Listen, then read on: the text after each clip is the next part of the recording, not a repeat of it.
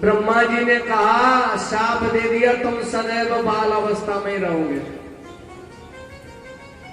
आपने सनत कुमारों का, सनत सनंदन सनातन सनत कुमार मुनियों का जिक्र जहां भी सुना होगा वो बाल अवस्था में ही है।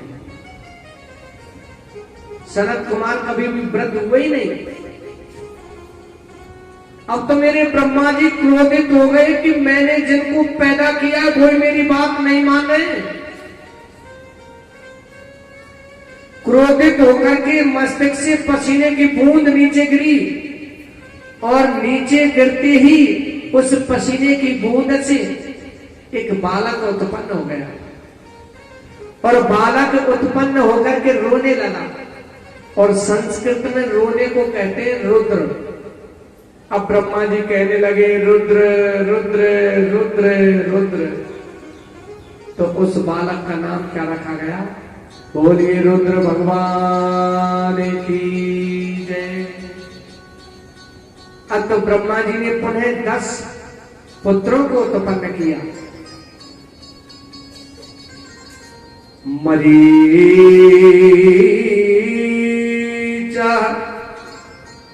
अंगिरसहु पुलस्त्य पुलयो क्रतु भृगु वसिष्ठो दक्षस्य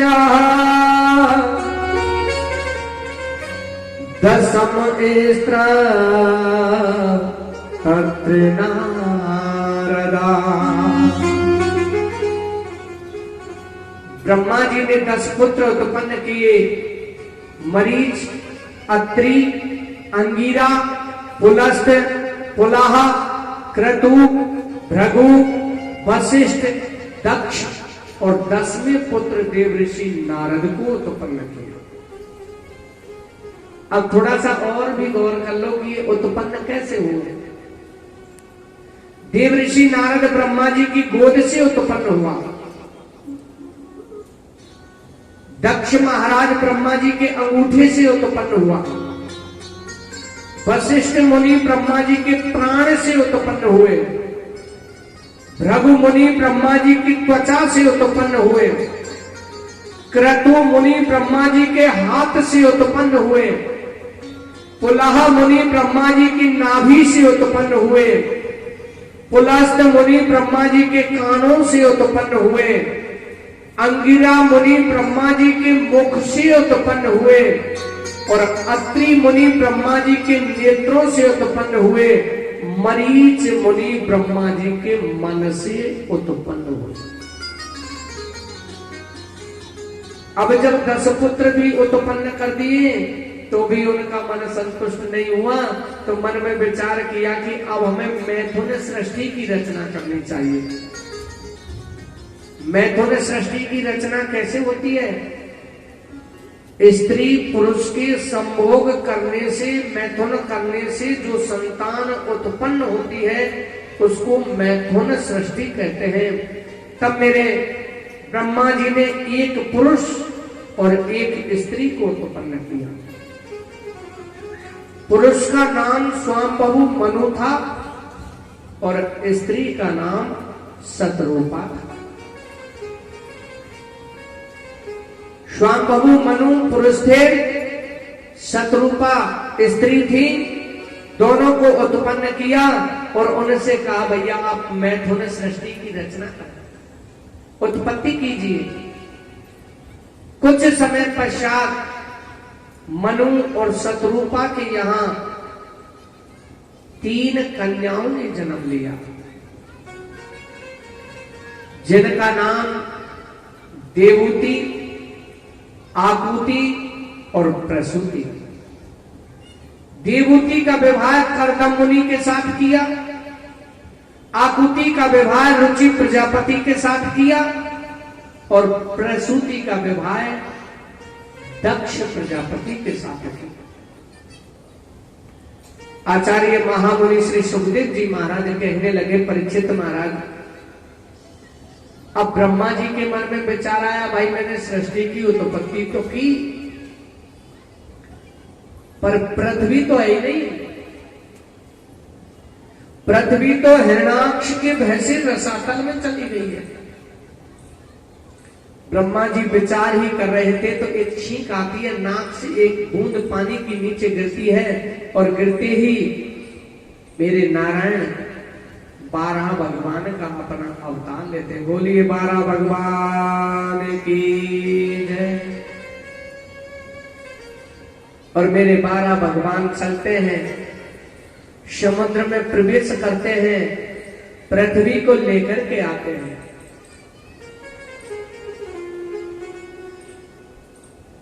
जब पृथ्वी को लेकर के आते हैं तो पृथ्वी मैया भी सोचने लगी कि अगर हम नहीं हो तो भगवान भी अधूरे हैं।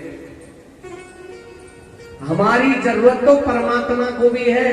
भगवान ने मन में विचार किया, भाई पृथ्वी को तो अभिमान हो गया, तो मेरे परमात्मा उस पृथ्वी को लेकर के वृंदावन की तरफ होकर के जा रहे हैं। अब जब वृंदावन के आसपास पहुंचे तो क्या देखा? राधे राधे, जय जय श्री राधे। पक्षी भी बोल रहे हैं तो राधे राधे, गैया भी बोल रही है तो राधे राधे, मैया भी बोल रही है तो राधे राधे, ग्वाल बाल भी बोल रहे हैं तो राधे राधे। पृथ्वी ने मन में विचार किया कि जब मैं रसातल में आ गई तो ये राधे राधे की ध्वनि कहां से आ रही है। हाथ जोड़ के कहा, भगवान क्या है? पृथ्वी, ये देवी, ये मेरा वृंदावन धाम है। ये वृंदावन धाम का कभी भी पतन नहीं हो सकता है। वृंदावन गांव नहीं था। हमारे तुम्हारे गांव को गांव कह सकते हैं, गारू गांव। आपसे पूछेंगे कौन सा गांव है? साहब गारू गांव है। हमसे पूछेंगे पंडित जी आपका कौन सा गांव है? भाई गांव है। पप्पू से पूछेंगे तुम्हारा कौन सा गांव है? मेरा सौकर गांव है, जो आते ही मैंने मिक्सचर खराब कर दिया। आपसे नहीं कह रहा हूं। वृंदावन को गांव नहीं कह सकते, वृंदावन है धाम। पृथ्वी का जो मन का अभिमान था वो चूर हो गया। भगवान ने पृथ्वी को रसातल के ऊपर स्थापित कर दिया। हिरणाक्ष भगवान के पास आए और मेरे 12 भगवान और हिरणाक्ष में युद्ध हुआ। परमात्मा ने एक मुष्टक का प्रहार किया, हिरणाक्ष के प्राणों का गोविंदाय नमो नमः कर दिया।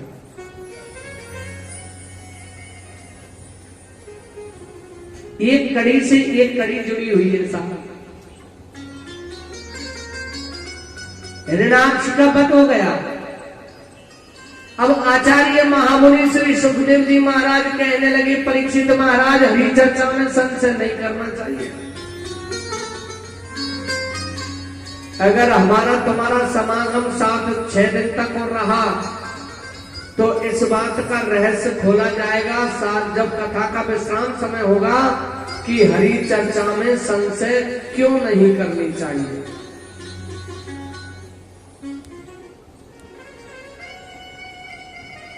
हरि चर्चा में कदापि संशय नहीं करनी चाहिए।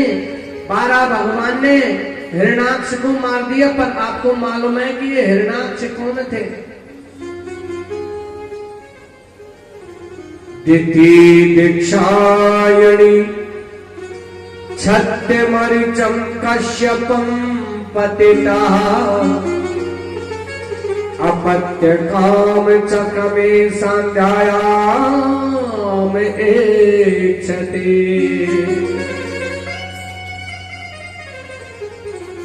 दक्ष प्रजापति की जो पुत्री थी उनका नाम दिति था। दिति मरीच नंदन कश्यप मुनि को प्यारी थी।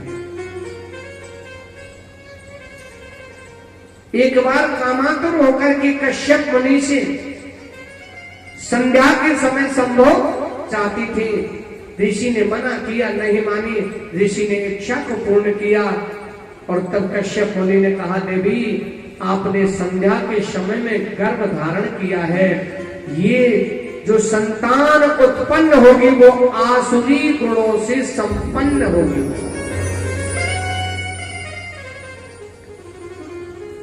अब यहां हमें सबक लेना चाहिए कि संध्या के समय में गर्भ धारण नहीं कराना चाहिए, नहीं करना चाहिए। समय आने पर उनके यहां 2 पुत्रों ने जन्म लिया जिनका नाम हिरणाक्ष और हिरण्य कश्यप था।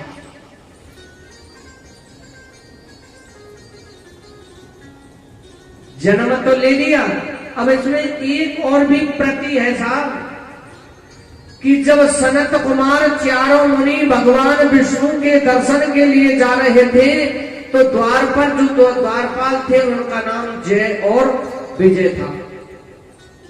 दोनों ही द्वारपाल खड़े थे। ऋषियों ने कहा भैया हमें भगवान के दर्शन करने दो ना।